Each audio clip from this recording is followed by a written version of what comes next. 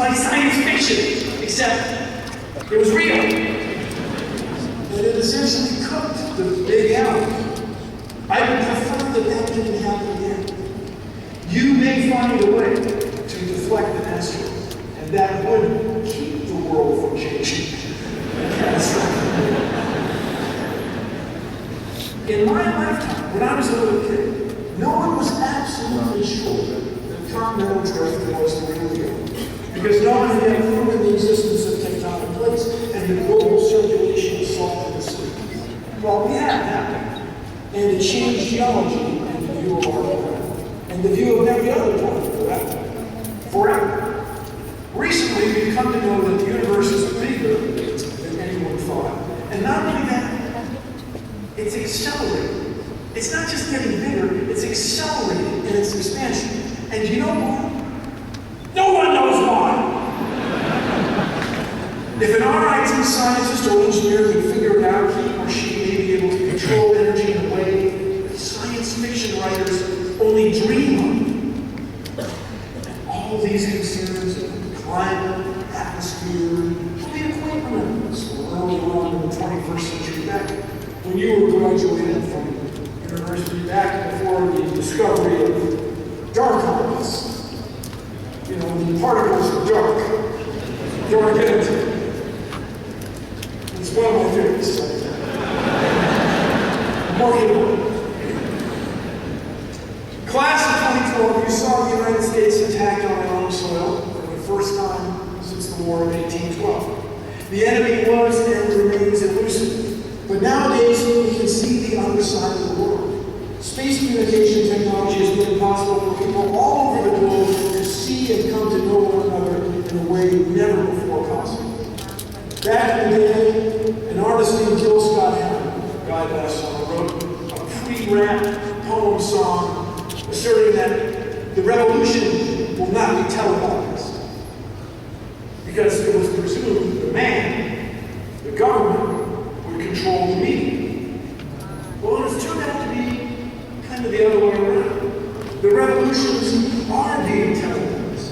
People worldwide are participating in the overthrow and establishment of new governments. What a time to be alive, people. The stories and the changes. You all, your age, you are especially a huge part of this. You can change the world. Along with our relatively new, nearly ridiculous ability to communicate worldwide, for the first time in history, scientists have shown that humans are all one people, one species. There really is no such thing as race. The color of our ancestors' skin, and ultimately my skin and your skin, is a consequence of ultraviolet light, of latitude, of altitude, and climate. We can measure and prove it. We are one species, each much, much more alike and different. We all came from Africa. We are all of the same star stuff. We are all going to live and die on this pale blue dot in the vastness of space.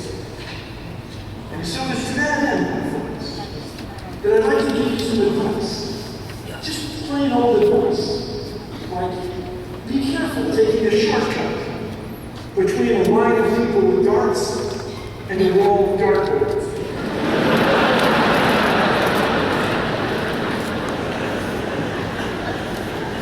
Don't walk barefoot in some towns. And don't be a backseat driver if there's no one in the front seat.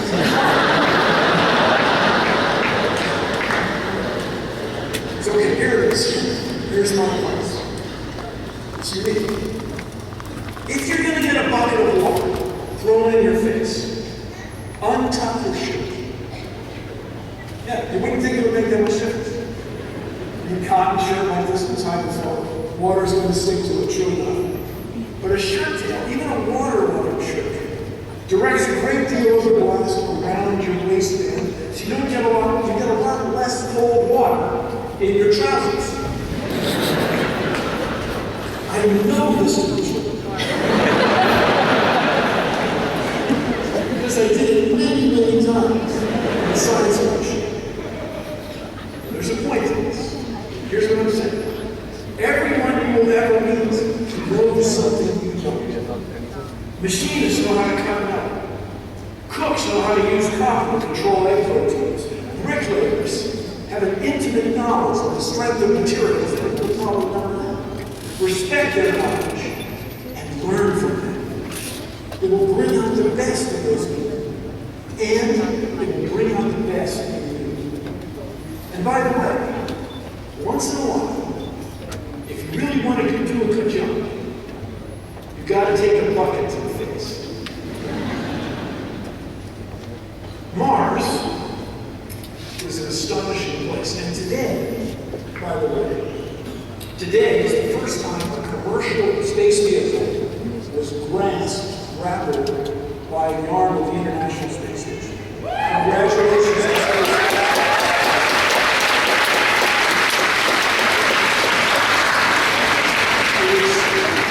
As part of my business, I'm deeply involved in space. And space, I think, is different from so many other human endeavors. Space brings out the best in us. There's a spacecraft headed to the planet Mars. And there are great lessons to be learned there. It will land there on the first Monday morning in August. It has exquisite instruments designed to study the Martian environment. It even has a laser that will vaporize Martian rocks so we can analyze the molecules that are in the involved gases and figure out what's in it. I mean, how cool is this, people? Humans are sending a ray gun to Mars.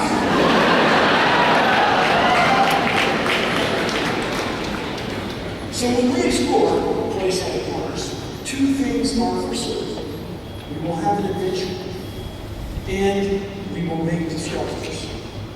It is possible, friends, that the extraordinary will happen. It is possible that instruments on board which can detect organic molecules, chemicals normally produced by organisms, living things. If we were to discover evidence of life on that other world, it would change this world. It would change what each and every one of us thinks of his or her place in the cosmos, what I like to call our place in space. That we can carry out such a search is remarkable. It takes more than 10 minutes on a good orbital day just to send a message there at the speed of light.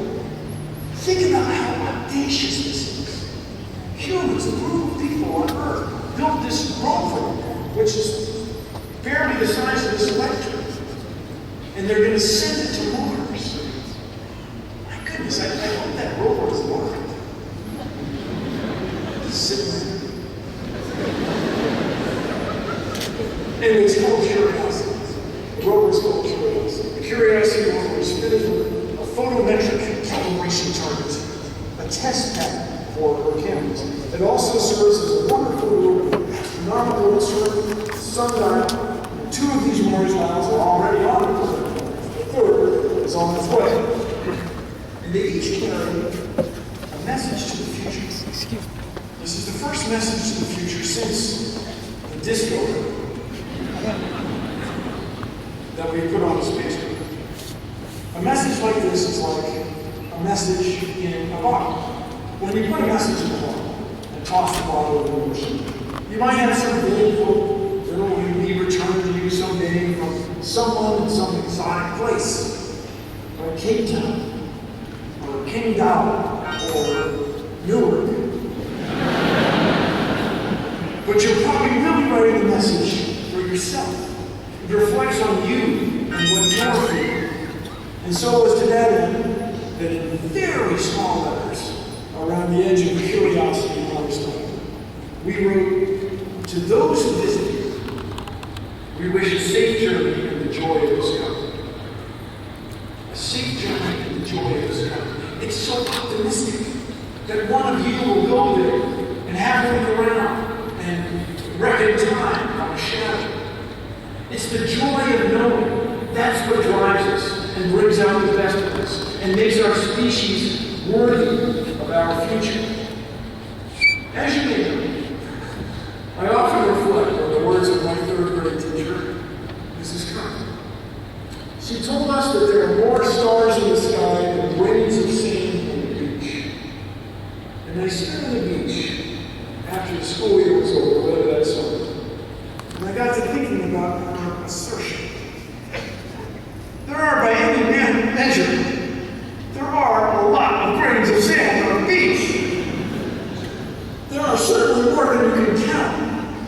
but they're almost certainly more than you can imagine. I stood there thinking, this is complicated. Does she mean all the grains that I can see? Does she mean the ones I can't see, the ones that must cover the beach a few meters deep and a few thousand nautical miles in each direction? That's a lot of grains of sand. So she's saying there's more stars than all of that. In a moment, I was paralyzed by self-doubt. I am just a tiny speck of a kid standing on a beach. That's just one of the many beaches on a planet that turns out to be, in the cosmic scheme of things, pretty small. Really, a speck. Furthermore, my home speck, the Earth, is just a speck orbiting the star that really, considering all the other sand-grain numerous stars, is just another speck in a galaxy of stars, a completely unremarkable speck. The galaxy, in turn, is another speck among galactic specks. I'm a speck on a speck, orbiting a speck, in the middle of deep spacey specklessness. I do not matter at all. But then I think, with my brain, which is only this big, my own boss, of course.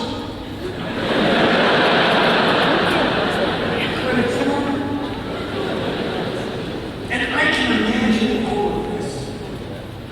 I can imagine my place in space. I can understand it. That is remarkable. That is venerable. That is worthy of respect. So, class of 2012, here's wishing you the joy of discovery, the joy of adventure. Keep reaching, keep seeking, keep using your abilities to bring out the best in those around you and let them bring out the best in you. As you do, you can and you will. Dare I say it? Change the world! Thank you all very much. Thank you.